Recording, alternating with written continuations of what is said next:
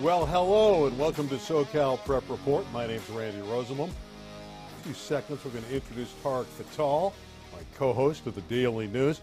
We have an interesting program for you today. We're going to talk a little Huntington Beach softball.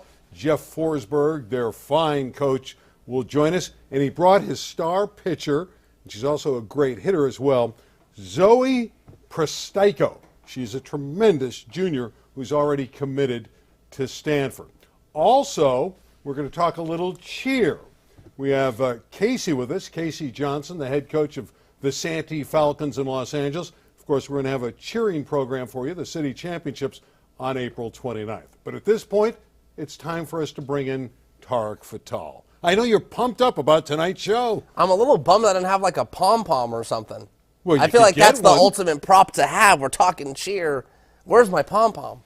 Really? I like batons. I still think you'd be a great twirler of the baton. Okay. All right, let's start with a little softball. And the reason we're going to have Huntington Beach on tonight is, you know, they were ranked number 2 last week in these CIF Southern Section polls. Sure. But they beat the number 1 team, Los Alamitos, on Tuesday, 3-2. Zoe P. had 15 strikeouts. Listen, if there's any time to be playing your best softball, it's right now. Priming for that postseason. I know kind of out in my neck of the woods for the Los Angeles Daily News, our number 1 team's Oaks Christian. They have 1 loss. Who's it to? It's the Huntington Beach. So they've clearly got to be good. I know they're priming themselves ready for the postseason, and that's when those games really matter. Yeah, let's give some love, too, to Leo Loomis, who hit the game-winning homer against Los Alamitos to bring them a victory in the 6th inning. They won it, obviously, in 7 innings, but the home run came in the 6th. And they won the contest 3-2. Those teams will have a rematch next week. There's the final score. The Oilers over the Griffins. And Zoe Prystajko again with 15 strikeouts in the game. All right, let's bring in our guests from Huntington Beach. The head coach, Jeff Forsberg, and Zoe P. You know, it's interesting, Coach. You played today, had a nice win. You had an 11-0 rout over Newport Harbor. Life is good at Huntington Beach. Why are your Oilers playing so well? And welcome to the program. You know, I think for us this year, our team chemistry is off the charts. I mean, we've been literally been practicing since the last out of last year's playoff game. The kids wanted to stay together. They wanted to make a deep run in the playoffs, so we actually practiced all through May, June, July, August, September. It was crazy, and it took us a little bit of time with the weather to kind of get organized, and but we just got great quality kids, great character kids. We just are really gelling at the right time. Zoe, for you, when you're having a performance like 15 strikeouts, right? Okay, the skill's there, the velocity, but mentally, is there something specific? Is there a routine you put yourself in before a game? You listen to a certain music? How is it you get yourself in this dominant mindset to go out there and do what you do? I think I really just try to stay calm and focus on staying in this neutral mindset. I know a lot of us like focus on it throughout the whole year, like not getting too high or too low, but being able to stay confident in myself and expecting like the best outcomes for myself. And when they come, like not focusing on it too hard, but just always focusing on what's coming next. You know, Zoe, for my one Little League performance when I pitched, I really struggled to hit that day. Now, you're obviously great at both. You have, the last time I checked, you had 8 homers, and you're doing a tremendous job in the circle. How is it possible, and how are you able to be so good at both at the same time? I couldn't do it.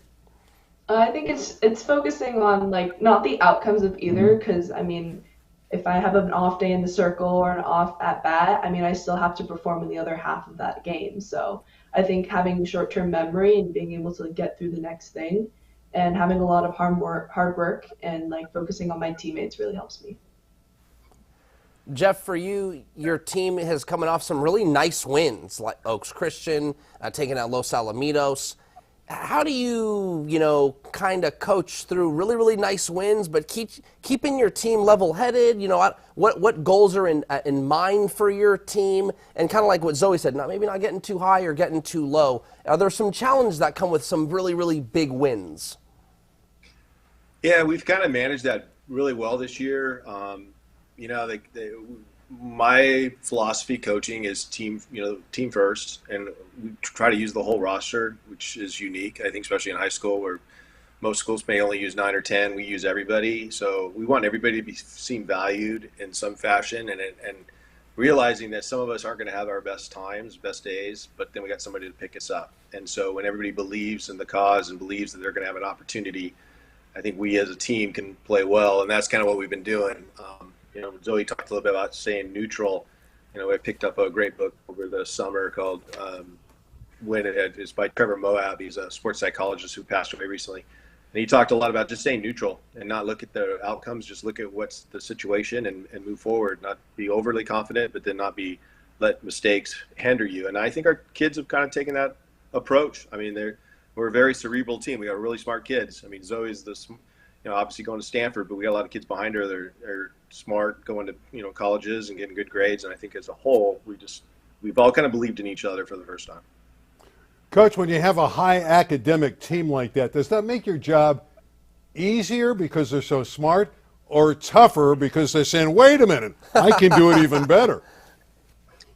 For me, it makes me a better coach because I can't just throw things out and, kind of make things up and act like I know what I'm doing, because they'll call me out on it. So I have to put in the time and the research and the preparation to actually prepare myself to coach them, because they know what they're doing. And if they have that, mentality that, the old guy might have a clue, then everything's great. I think having the smart kids really, really helps me become a better coach. Zoe, you're pretty much the #1 team in Southern California, at least the CIF Southern section for sure, after those wins you've gotten. What are the goals for this team? Are you guys, and what is the approach? Are you guys one game at a time? Oh, we got to win league. Do you guys talk about winning a CIF championship every day? What are your goals, and what is the approach to obtain those goals?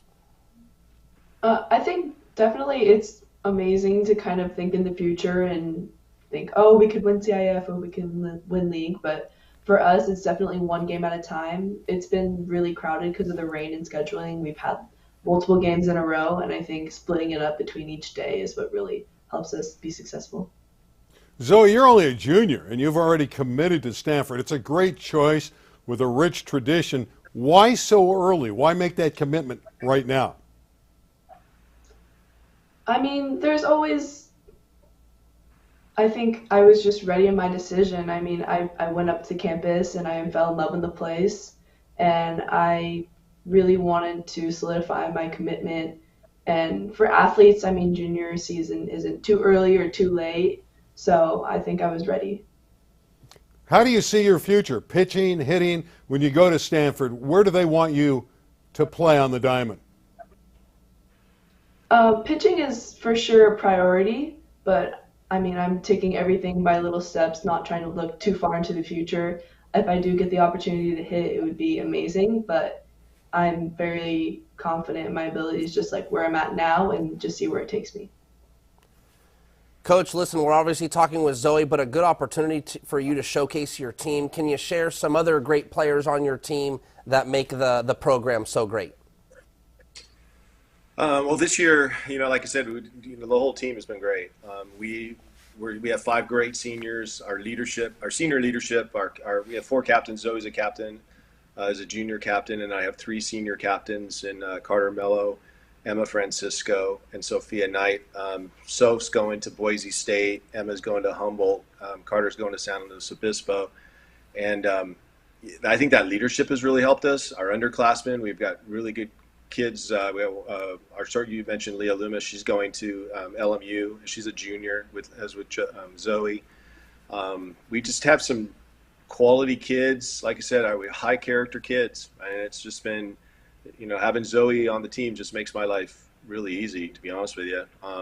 But the whole team has really rallied around each other, and it's just been it's been a nice experience so far. Well, Coach Jeff Forsberg and Zoe P., we appreciate you being on the program. Best of luck. I know there's some other great teams. Norco's very good every year. Certainly in your league, in the Sunset League, Los Alamitos, so you'll have to battle again next week, and teams like Oaks Christian. But Huntington Beach, can play with anybody. And we really appreciate you coming aboard tonight, and best of luck going forward. Thank you. Hey, thank you very much. All right, you guys have a great night. Terrific team. There's no question about it with the teams they're beating. The one thing I know about softball is if you got that killer pitcher, you got a great chance to win something real special. And with Zoe, Huntington Beach certainly has that opportunity. 15 strikeouts against Los Alamitos, who was the best team in the CIF at the time when she beat them earlier this week. All right, let's talk a little Granada Hills softball. They look to be the best team in the LA City section. They knocked off El Camino Real, who's won the city championship the last 3 years in the open division. And you can see by that score, they hammered them 9-4. Here come the Highlanders. I know this has been something kind of picking up steam the last couple seasons. They just haven't quite been able to kind of get over the hump. But I think this is the year where we're going to likely see Granada be the #1 seed in the city. Maybe 2 at the, I don't know, maybe, you always think about the San Pedros and teams like that of the world that could get the #1 nod.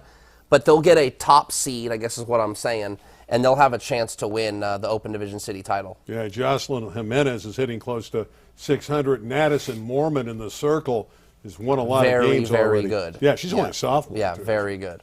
All right, we're going to step out, and when we come back, Tarek's going to be jumping for joy. We're going to see what kind of cheerleading moves he has. Oh, gosh. Because Stacy Johnson's going to come on with us. Casey Johnson is the cheer coach for our friends at Santee, the Falcons. But first, let's take a break from our good buddies at Pacific Surfliner.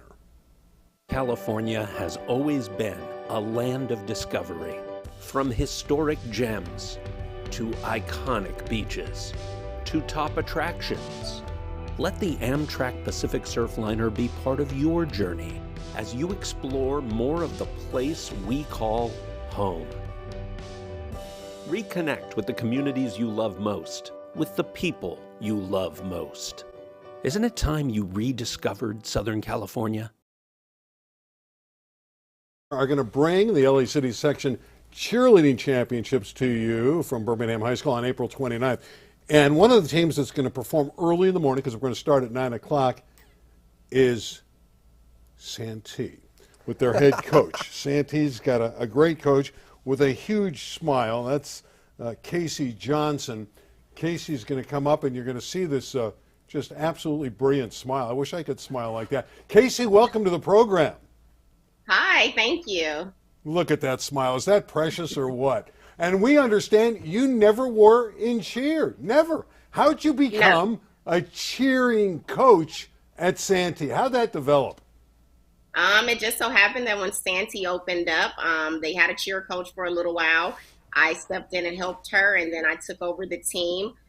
Santee opened in 2005, and I took over the team in 2007, and I've been a cheer coach ever since. Casey, okay, we gotta kind of go back to the fundamentals here, and I think all the viewers will appreciate this. So when you think about a cheer competition, or you're watching it on TV, in so many ways, in so many words, how does a viewer, what are they watching for in a cheer competition? Or if you had to say, hey, keep an eye on this, what would that be? I'm watching cheer, coach, tell me what I'm looking at. Okay, so athleticism, we're a sport now, right? So you're looking at a lot of teams that are doing tumbling. My team does not tumble, so we focus primarily on stunts. Stunts are the skills that go in the air, catching flyers, doing different body positions, tosses. You're also looking at pyramids, which is involving the whole team to build something that is connected. We do dance, we do the cheering portion where we kind of tell everybody we are Santee, what our colors are. So you're at the end of that, you should know which school is performing and who their mascot is and what their colors are. And then a jump sequence, So there are several parts of a routine that you're looking for, and you just put it all together in 2 minutes and 30 seconds, which is not a lot of time, believe me. And you perform your skills. When the flyer's getting up in the air, are they getting graded on how high they're getting? Is technique, being organized in your movement? Are these things that are very, very important to a routine? All of that, but the biggest one is technique, right? Because you want to make sure that everything is safe. So they do have safety judges at the competition. So although you're throwing up a stunt, you don't want to throw something unsafe. So they look at technique primarily, and then everything else comes after. But technique is a big deal in making sure that you are doing a stunt that is legal and safe. Now, Kaci, you're going early in the morning. You're like the third or fourth team up. So just after 9 o'clock in the morning, probably about 9:15, 9:20, your Falcons are going to take to the mat. Do you like performing that early? Most high school kids like to sleep till noon. So how is your team going to adapt to the early morning showcase of their routine? Well, I told them this morning that our call time at Santee was 5 a.m. Because I like to make sure they're there on time and that they're, relaxed, stress-free, and ready. So, I like to get it out the way, get our jitters out before watching other teams. If we were at the end, we would have to see all the teams that go before us, and sometimes that's stressful. So to be one of the first teams to go, I'm actually happy with that, and they're okay with that as well. Well, now you say this is one of your favorite teams, and you've been there for 15, 16 years. What about this particular edition thrills you the most?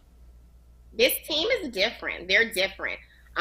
They work so hard. It doesn't matter when I ask them to practice, they're available. They've given up their weekends. We've practiced late. Their parents are supportive. They've traveled with us to competitions. It's just, they are very resilient. We are a team that when people try out for our team, they have no cheer experience, which is why we struggle with tumbling. So everything that they get, they learn it in our program, and they fight to compete with teams that have had cheerleaders their entire life. They are just a very hardworking, respectable team. They are definitely by far one of the best teams I've ever coached, and I love all of my teams. Kaci, we know cheerleading generally dominated by the lovely ladies out there, but there's some fellas right out in the cheerleading world as well. Do you have any gentlemen on your team? And explain, if there are, who they are, and how they help the team and how they help your successful team. Oh, yeah. A lot of teams have boys, and I have teams where I've had maybe up to 10 boys. And this year I have one boy. His name is Jason, and the girls love him. We love him. And, they do. We love him. He's a superstar. He's the future of Santee cheer, to be honest. And boys bring something different. They bring strength, right? So our tosses go higher. Our stunts are stronger and tighter. He works really hard. And boys have an option to do the other stuff, the dancing, the jumps. And Jason wants to do it all. So he does everything that the girls do, and he does it well. So, I'm having tryouts in a couple of weeks, and I want boys because they bring something different to the sport. Well, you brought daughters into the world, and both your daughters cheered for you. What was that experience like? Stressful. Because I didn't know how to not bring it home. So the entire trip home, it would be like, why didn't you do this? You should have did this better. But no, it was great. One of my daughters, they both stayed on my team for 4 years. They were both varsity cheerleaders for 4 years. One graduated 2018. The other one this past year, 2022. And they worked hard, but it was hard, that relationship between coach and mom. And then I was also their high school dean. So it was a lot of, no. Yeah. Last question for you. How difficult, we all struggled with the pandemic, we know that, but how difficult when you're overseeing so many different kids on your team, how difficult was it for you to get through the pandemic and build the team back up? It was extremely difficult. It was a point where I didn't know if I was going to continue coaching. And that's why I love the team that I have right now so much, because they had to relearn everything. Well, they had to learn everything, not even relearn. They had to learn everything from scratch. So when you see the routine at city finals next week, just know that this is a team where most of them have never been on a cheer squad or competed before, and they have worked that hard just to make it to have a spot at the city finals, which is why I love them. Well, what we love is your smile, so make sure you bring that to Birmingham next week. And we appreciate you coming aboard, and best of luck for your Falcons, and we'll see you next week. Thank you so much. All right, thank you, Kaci. Isn't she a pleasure? Fantastic. Yeah, Listen, if they bring the same energy Coach Johnson does, they'll be just fine. Yeah, I think so. And I want to see you as a flyer. I think you'd be I might have I'm taking a flyer on you on the show. athleticism. I don't know, man. Well, I don't know, but you don't think I'm taking a flyer on you in the show? yeah, that's for sure. That's for sure. That's for sure. Let's talk some Notre Dame Sherman Oaks baseball. Number one team in the state. Yeah, they're good. They won the Boris. They won the South. Correct. They didn't want to play the teams from the North, I No, guess. I know, come it was a on, scheduling don't issue. do that. I get it. Yeah. But they won the Boris Classic, and they came from behind and won a dramatic game against Huntington Beach, That's right. ironically, who we featured on the softball. Their baseball team is as good as anybody around Huntington Beach. But the way Notre Dame rallied in that, they had 9 straight hitters reach base. They were way back. They won the game 8-6. If I'm not mistaken, they were down 5-0 in the 6th inning, 6-0, and ended up coming back and winning that game. Unbelievable performance. And I think what Tom Dill was most proud of is that the team showed some grit. What happens is when you're doing so well and you're rolling over teams, they only have 2 losses all year. So sometimes, as great as that is, you don't see a lot of resilience. You don't see a lot of hard times. How is your team going to respond? And in that game, Tom Dill, the head coach at Notre Dame, was, I think, in his 29th year as the head coach or something like that at Notre Dame. He ended up seeing what his team possessed, and that's grit, by coming back and winning that Boris Classic championship. Yeah, Colin Brown had the key hit, a double in that big rally in the 6th inning, knocked in a couple runs, and the Knights got the victory. And since then, they've knocked off Loyola twice to improve to, I think, 22-2 now. And they've shut out Loyola 8-0 and 9-0 this week. So they're obviously rolling and doing a great job. They'll play Loyola again tomorrow. Let's talk quickly about Yucaipa baseball. We kind of keep track of Yucaipa. They started the season slowly, but they're starting to play better. And they got a walk-off win today over Citrus Valley 6-5. Here's the winning hit from Danny Arambula, and you can see how excited they were. Yucaipa is always one of those programs. They're almost like, this is going to sound a little dramatic, but when you talk about... I want you to be dramatic. No, when you talk about like NCAA football or basketball, there was always like the blue bloods, Right. And I just feel like Yucaipa is always in the mix. They're always going to make the Division I playoffs. It's not surprising if they get to a quarterfinal, a semifinal, or knock somebody off. So to see them win in dramatic fashion over, I believe it was Citrus Valley, you said, not surprising. Wait a minute. Now, I was looking at a score, and Hart beats West Ranch 6-2. Drama in the Foothill League. Then, the next day, they forfeit the game. Yeah. Why? What happened? So Jim Ozella, Hart baseball coach, who's been there for forever. Great guy. He pitched a player for 57 pitches on a Wednesday. They won. He comes back. In baseball, if you're 51 pitches or more, you have to have 2 days rest before you pitch again. Well, on Friday, Ozella told me that he forgot how many pitches the young man threw on Wednesday. He pitched the young man again on Friday. That's a no-no. It's a forfeit. So Hart had to get hit with the loss against West Ranch. In the city, Palisades is playing terrific baseball. 17-2, undefeated, 7-0 in the Western League. They have a young man at Amari Yolis. I'm looking at his numbers. 476 at the plate, 23 in stolen bases, on his way to CSUN. I don't know if they played this year, Granada and Pali. I'm very curious who will get the number 1 seed in the Open Division.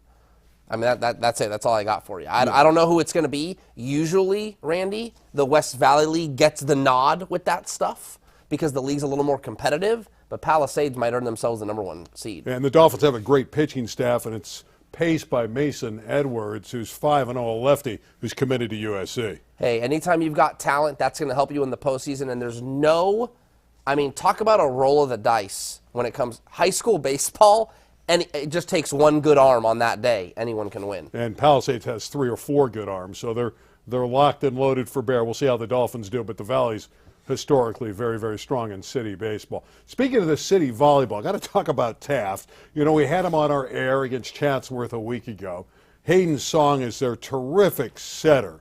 They played a marathon of matches last week, and Hayden Song, the setter, played in 34 sets in 1 week.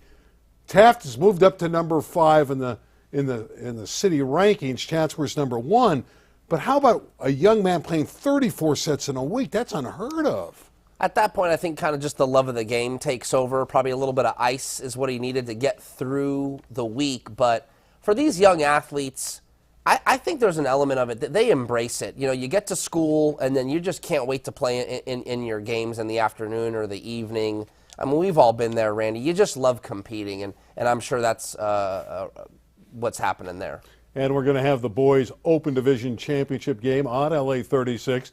That'll come up May 13th, 6 o'clock, first serve. Chatsworth's the favorite, but Palisades is great, and University, who knocked off Taft last week, is really coming on. I had an opportunity to go out to the Collision basketball games this week, a girls and boys all-star affair that was played at Westchester. In the girls' game, the city has always been dominated by the southern section, but because of Westchester's great athletes, and in particular Riley Waugh, she had 28 points, 20 in the second half, and the southern section won the game historically, but lost this time. City beat them 91-89. It's 19-4 now. But the city and Waugh came back and won it. Very cool. That's good. Hey, that's always good to see city section get some wins. It's rare you see city section anything beat southern section anything. Southern section got revenge in the boys' game, Yeah. 129, Shocker. 114. No shock there. The good news, though, for the city, Darius, who's great, Darius Carr, great player. Saw him there. He was committed to go to New Mexico State, but then decommitted, scored 44 points. Ooh. Hey, sometimes these exhibition games can be real fun, and anytime someone scores 44 points, that is very, very difficult to do. J.V. Brown looked impressive for the southern section, a lefty out of Rolling Hills Prep. He's going to play at Missouri. All right, we got to talk a little flag football. That's coming up in the fall, and the city section now has 42 schools that are interested. They're not guaranteed, but they're all interested. 42 schools. That's a lot. Not surprising to me. I always felt when they announced the flag football for girls, it doesn't cost a lot of money. You only need like 20 girls. It's going to boom. It's going to boom. I can't wait to go out and cover. I will cover girls flag football because I think it'll be that special. Pacific Surfliner has had enough money in the pot where we're going to do one flag football game presented by them on LA 36 next season. You'll be on the call? I guess so, unless you want to join me. You want to do that? You like a little flag We could talk about it, if it makes sense, Oh, forget it. You're not going to be there. I'm kidding. You're in the high rent district. I'm kidding. You'll probably be at KCBS that day anyway. So let's talk about the LA City Section Hall of Fame. I had an opportunity to go there last week. Fantastic. It was a great event. In fact, last week we had Wesley Walker on, a great player from Carson who had a marvelous career with the Jets, and we had Mike Cyphers who went in, the official from Simi Valley, lives out in Simi Valley, coached baseball out there, went in as official, former great player at Canoga Park in basketball. But the highlight of the night started early where John Elway showed up because his head coach, Coach Stroh, was going in, and Darryl Stroh, and he wanted to support his coach. And at the beginning of the night, with Stroh watching his high school star, John Elway, obviously a former superstar in the NFL, he throws it to Wesley Walker. So we had these two All-Pros who played against each other in pro football, collaborate to make a nice pass and catch at the affair. It was great. Whose idea was it?